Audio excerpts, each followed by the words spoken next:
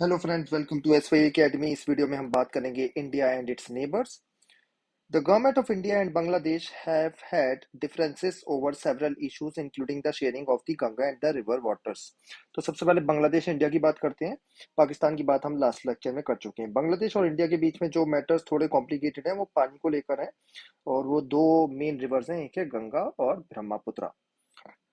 The Indian government has been unhappy with Bangladesh denial of illegal immigration to India। तो एक एक बार चलेंगे।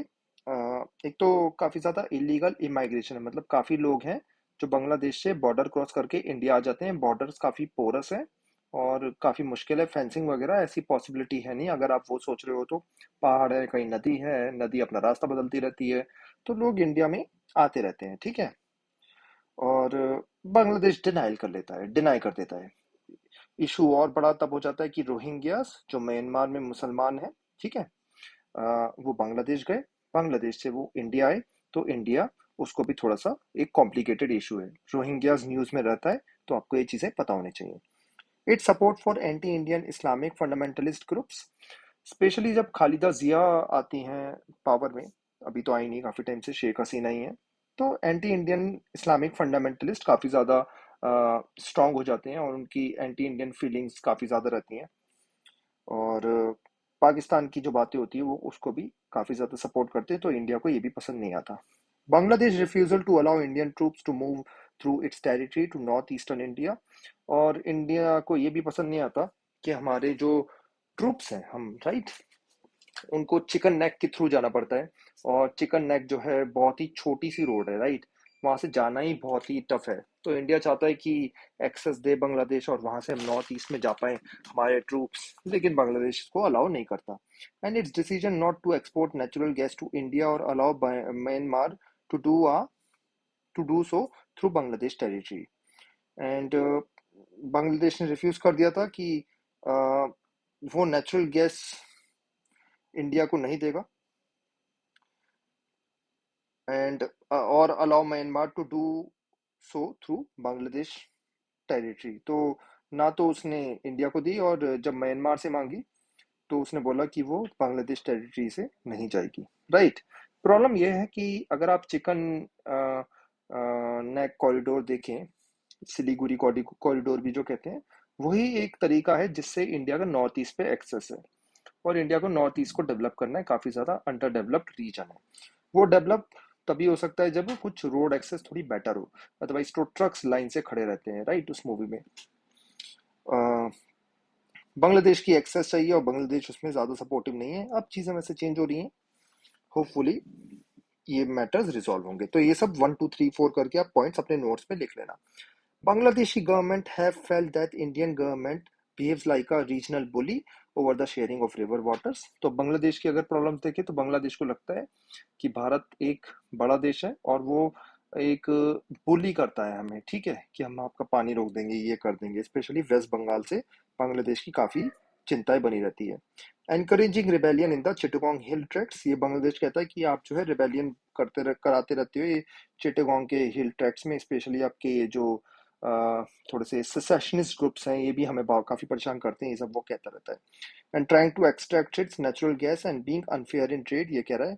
और वो कह रहा है कि उसकी नेचुरल गैस हम ले लेते हैं और ट्रेड में हम अनफेयर हैं, तो इससे बांग्लादेश का बैलेंस ऑफ पेमेंट बिगड़ जाता है। The two countries could not resolve their boundary dispute for a long while. Boundary dispute था काफी ज्यादा एनक्लेव्स के ऊपर जो रिजॉल्व नहीं हुआ था, लेकिन 2014 के बाद वो भी रिजॉल्व हो गया। यहाँ एक लेडी कुछ कह रही है, why is it that every one of our neighbours has a problem with India, is there something wrong with our foreign policy और is it just our size. तो सारे पॉइंट्स हैं ये। एक तो चीज आप ये याद रखिए कि नेबर्स में हमेशा प्रॉब्लम रहती है, ऐसा मत समझिए कि इंडिया एक कंट्री ऐसा है जिसको लड़ने की आदत है।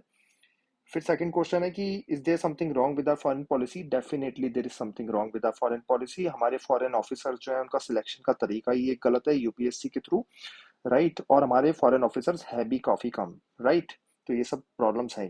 हाँ, हमारा साइज भी इशू है, सारे कंट्रीज डरते हैं कि इंडिया जो है वो हमें खा जाएगा, इतना बड़ा है और सब कुछ है, खा जाएगा इंडिया में, उनको डर लिए लगा रहता है। तो सब ये सब चीजें हैं। Despite there differences India and Bangladesh do cooperate on many issues. तो हमारा कोऑपरेशन भी काफी ठीक ठाक चल रहा है। वैसे बांग्लादेश के साथ हमारे रिश्ते इतने बुरे भी नहीं है। Economic relations have improved considerably in the last 20 years। Bangladesh is a part of India look east policy that wants to link up with Southeast Asia via Myanmar। तो लुक ईस्ट पॉलिसी जो थी हमारी 1990 में जो शुरू हुई थी, अब वो एक्ट ईस्ट बन चुकी है 2014 से। बांग्लादेश उसका पार्ट है। तो हम कहते हैं कि हमें म्यांमार या बाकी जो साउथ ईस्ट एशिया की नेशंस हैं, एशियान नेशंस, हम उस पे बांग्लादेश के थ्रू जाएंगे। और हम बांग्लादेश में भी काफी कुछ डेवलप कर रहे हैं। वहाँ पे वहाँ के हम पोर्ट्स भी पोर्ट्स रेलवे ट्रैक्स भी बनाना कर रहे हैं। काफी कुछ चीजें हम कर रहे हैं। On disaster management and environmental issues the two states cooperated regularly. तो हमारा जैसे साइक्लोन आया कभी कुछ, या सुनामी को कुछ इशू हुआ, ठीक है, उसमें काफी हम कोऑपरेट करते हैं, स्पेशली साइक्लोन में। और अगर कुछ ऐसा होता है कि पानी वगैरह हम ज्यादा आ रहा है नदियों में, तो कोऑपरेशन दोनों में बढ़िया चल रहा है। इंडिया पहले ही बता देता है कि भाई पानी आने वाला है, केयरफुल रहना। इन 2015 दे एक्सचेंज सर्टेन एनक्लेव्स। तो ये जो बाउंड्री डिस्प्यूट था, ये 2015 में रिजॉल्व हो गया था। भारत में कॉन्स्टिट्यूशनल अमेंडमेंट एक्ट लगा था। Efforts are on to broaden the areas of cooperation further by identifying common threats and being more sensitive to each other needs। तो थोड़ा सा एम्पैथी को यहाँ पे ज्यादा जोड़ा जा रहा है, ठीक है, कि एम्पैथेटिकली सोचा जाए, उससे रिश्ते रिजॉल्व किए जाएं। ये दोनों देश ट्राई कर रहे हैं। नेपाल की बात करते हैं। Nepal and India enjoy a very special relationship that has few parallels in the world. हमारे रिलेशनशिप काफी अच्छे रहे हैं, काफी सॉलिड रहे हैं। काफी लोग तो ये भी कहते हैं कि नेपाल एक भारत का ही स्टेट है, इतने क्लोज रिलेशंस है। A treaty between the two countries allow the citizens of the two countries to travel to and work in other countries without visas and passport. तो आप नेपाल दोस्तों विदाउट पासपोर्ट भी जा सकते हो, बस आपके पास वोटर आईडी कार्ड होना चाहिए। हाँ जी, बड़ी बात है। तो ये आपको याद होना चाहिए। और वो भी नेपाली भी इंडिया आ सकते हैं। नेपाल में नेपाली जो है जॉब कर रहे हैं, काफी सारे गवर्नमेंट सर्विसेज में भी है। Despite this special relationship the governments of two countries have had trade related disputes in the past. But हमारे और नेपाल के भी काफी ज्यादा प्रॉब्लम्स रहे हैं। The Indian government has often express displeasure at the warm relationship between Nepal and China. तो नेपाल जो है चाइना से रिश्ते अपने धीरे धीरे बढ़ा रहा है। इंडिया, और जब भी इंडिया को कुछ भी नेगोशिएशन हो रही होती है, तो नेपाल अपना ना चाइना कार्ड दिखा देता है, ठीक है। और इंडिया थोड़ा डरता है, क्योंकि चाइना और इंडिया, अगर नेपाल अपने पोस्ट चाइना को दे देगा, तो चाइना अच्छे से चीजों को कब्जा कर लेगा। एक और चीज को आपको समझना होगा कि चाइना डेवलपमेंट करना चाहता है, बेल्ट एंड रोड इनिशिएटिव। तो चाइना अगर ये करने लग गया, नेपाल ने अलाउ कर दिया चाइना को कि हाँ जी पूरे नेपाल को चाइना डेवलप करे, तो चाइना जो है वो जासूसी करने लगेगा, स्पाइंग करने लगेगा, अपने कैमरेज बिठा देगा पूरे के पूरे चारों तरफ इंडिया में, है ना, बॉर्डर पे। इससे इंडिया को सिक्योरिटी कंसर्न बहुत ज्यादा बढ़ जाएंगे, ठीक है। तो ये इंडिया को बिल्कुल पसंद नहीं आता, नेपाल और चाइना के। और नेपाल चाइना की काफी प्रोजेक्ट्स है, काफी अट्रैक्टिव प्रोजेक्ट्स है। एक तो सस्ते में लोन दे देता है चाइना, ऊपर से बोलता है कि हिमालय को क्रॉस करके हम ये बना देंगे, वो बना देंगे, बड़ी बड़ी बातें है ना। And at the Nepal government in action against anti Indian elements. तो काफी ज्यादा एंटी इंडियन एलिमेंट्स नेपाल में रह रहे हैं। आपने देखा ही होगा फिल्मों वगैरह में कि कोई खून करके नेपाल भाग जाता है ना, और गायब हो जाता है। Indian security agency sees the Maoist movement in Nepal as a growing security threat. तो इंडियन एजेंसीज बड़ी घबराई रहती है कि इंडियन नक्सलाइट में तो वो आदमी टेररिस्ट है, लेकिन जैसे ही वो आदमी नेपाल बॉर्डर क्रॉस करता है, वहां पे वो एक लीगल पार्टी है ना। काफी ज्यादा तो लोग वो गवर्नमेंट में भी है। तो ये एक सिक्योरिटी थ्रेट है ना, नक्सलाइट। जैसे मैंने बताया था, माओइस्ट वहां पे काफी ज्यादा स्ट्रांग है, right.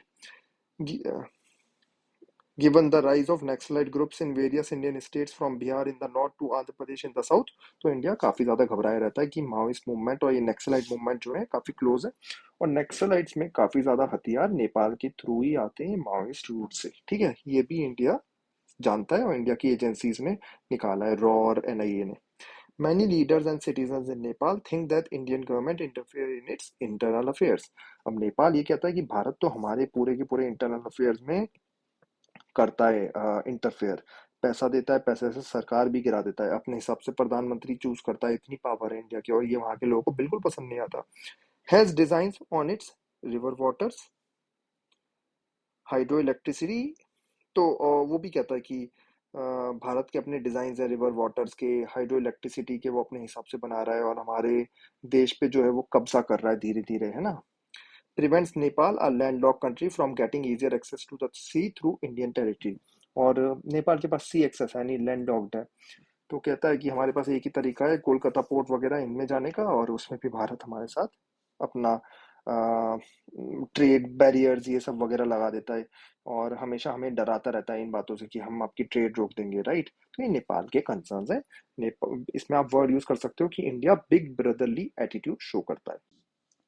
Nevertheless, Indo-Nepal relations are fairly stable and peaceful. Despite ये सब डिफरेंसेस के भी हमारे रिलेशंस काफ़ी अच्छे, काफ़ी स्ट्रांग है। जब भी नेपाल का कोई प्रधानमंत्री बनता है तो सबसे पहले वो इंडिया विजिट करता है। Despite differences, trade, scientific cooperation, common natural resources, electric generation, interlocking water management grids hold the two countries together. तो ये सब चीज़ें हमें काफ़ी ज़्यादा क्लोज रखती है। ट्रेड में नंबर वन पार्टनर है इंडिया, नेपाल भूटान का, है ना।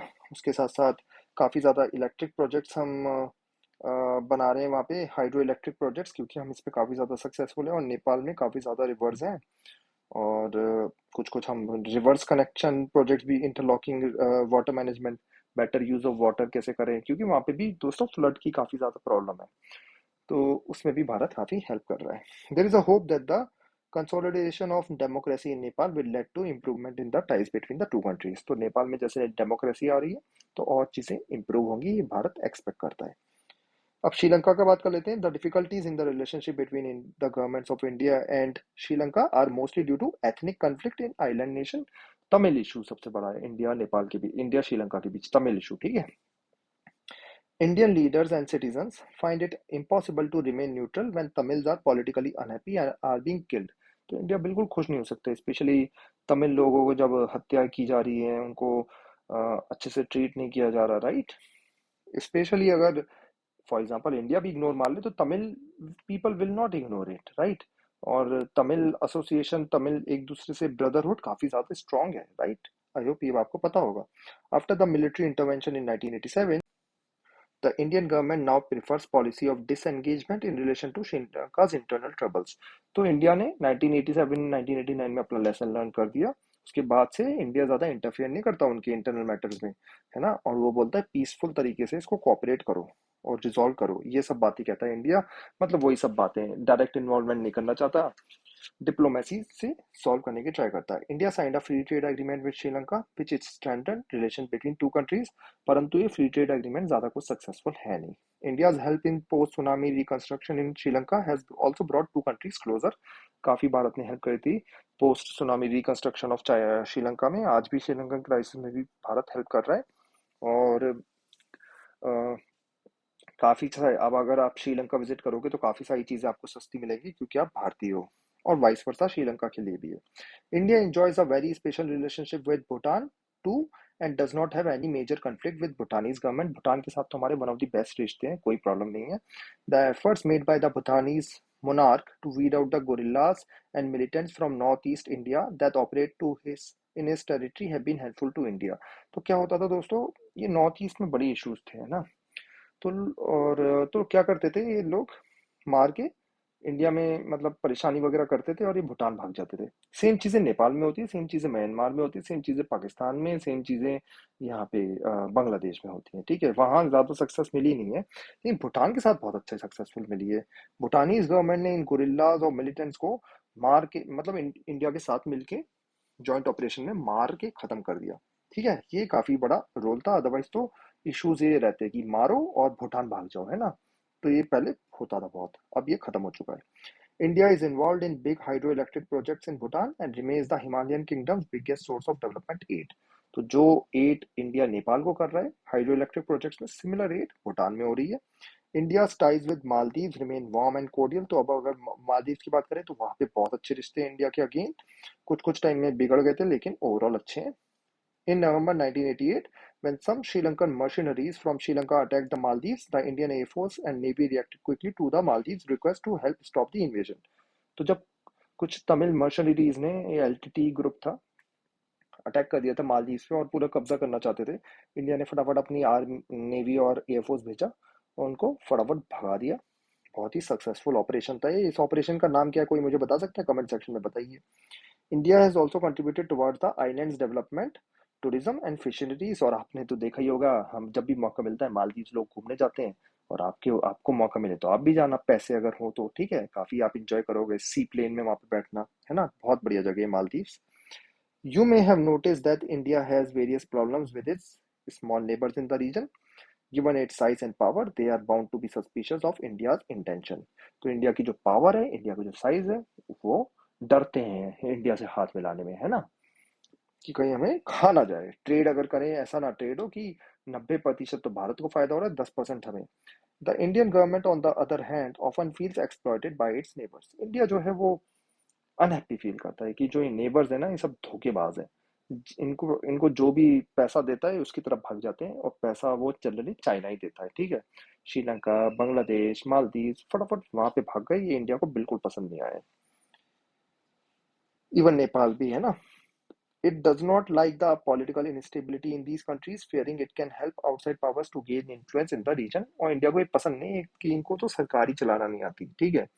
ये इंडिया का थोड़ा सा नेगेटिव एटीट्यूड भी बताते हैं, बट थोड़ा कंसर्न भी। तो इंडिया क्या करता है, इंटरफेयर करने की कोशिश करता है उनके इंटरनल अफेयर्स में, जो उन देशों को पसंद नहीं आता। The smaller countries fear that India wants to be a regionally dominant power. इसमें तो कोई डाउट ही नहीं, इंडिया तो, इफ एशिया की पावर तो है ही, है ना, इंडिया साउथ एशिया की भी है ही, तो इसमें कोई डाउट ही नहीं, रीजनल पावर है। Not on conflicts in South Asia are between India and neighbours. तो ये याद रखिए कि सारे कॉन्फ्लिक्ट साउथ एशिया में इंडिया और नेपाल नेबर्स के बीच में नहीं है, और भी है, जैसे Nepal and Bhutan as well as Bangladesh and Myanmar have had disagreements in the past over the migration of ethnic Nepalese into Bhutan भूटान। तो नेपालीज जो है वो भूटान भाग रहे हैं, भूटान क्योंकि काफी स्टेबल जगह है। एंड द रोहिंग्याज इन टू म्यांमार, जो मैंने आपको बताया था, ठीक है। तो ये भी एक चीजें चल रही हैं कि रोहिंग्या जो है वो म्यांमार चले गए हैं, और अब म्यांमार जो है मार के वापस भगा रहा है, तो वो बांग्लादेश आ रहे हैं, बांग्लादेश से इंडिया आ रहे हैं। Bangladesh and Nepal have had some differences over the future of the Himalayan river water. तो नेपाल से पानी आता है इंडिया में, इंडिया से जाता है बांग्लादेश में, और नेपाल जो है वो थोड़ा इंटरफेयर करता ही है पानी में। The major conflicts and the differences, though, are between India and others, partly because of the geography of the region in which India is located centrally and is therefore the only country that borders the others। तो साफ सी बात है, logical बात है कि India की से ही borders है बाकी सब कंट्रीज के, है ना। तो इंडिया से ही कुछ ना कुछ अच्छे रिश्ते बुरे रिश्ते होंगे, और ये कंट्रीज काइंड ऑफ इंडिया पे डिपेंडेंट भी हैं। ये एक सटायर पूछा हुआ है यहाँ पे कि in the chapter on US was called US hegemony. तो यूएस हेजेमनी हमने डिस्कस करी थी, यूएस की दादागिरी। Why is this chapter not called Indian hegemony. तो इस चैप्टर को हम इंडियन हेजेमनी, इंडिया की दादागिरी क्यों नहीं बोल रहे, ये आप बताओ कमेंट सेक्शन में। ये सार्क है दोस्तों, सार्क समिट हो रही है। यहाँ पे देखो काफी सारे नेशंस हैं, 7 नेशंस हैं, लेकिन इंडिया और पाकिस्तान आमने सामने बैठे हैं, और ये दोनों की चेयर्स भी थोड़ी बड़ी हैं। बाकी तो पेरिफेरल है, मतलब इनकी ज्यादा इंपॉर्टेंस भी नहीं है। तो ये सार्क की सिचुएशन है, सार्क की प्रॉब्लम जो है। तो ये द हिंदू बहुत बढ़िया कार्टून छापता है वो। What does the cartoon tell you about the role of India and Pakistan in the process of regional cooperation in South Asia? तो सब कुछ ये बता रहा है आपको। नेक्स्ट वीडियो में भी हम सार्क पे थोड़ा सा ज्यादा डिटेल में डिस्कस करेंगे। तो इंडिया और नेबर्स के बारे में हमने पढ़ा। आप सब नेबर्स के सेपरेट नोट बनाना, इंडिया पाकिस्तान, इंडिया अफगानिस्तान भी बनाना, ठीक है। भले ही हमने पढ़ा नहीं, लेकिन वो मैं सेपरेट वीडियो बना के पढ़ा दूंगा। इंडिया मालदीव अच्छे से यहाँ पे है नहीं वो भी। तो सारे नेबर्स के बारे में आपको अच्छे से पता होना चाहिए, कोई भी एग्जाम में आ सकता है। Thank you.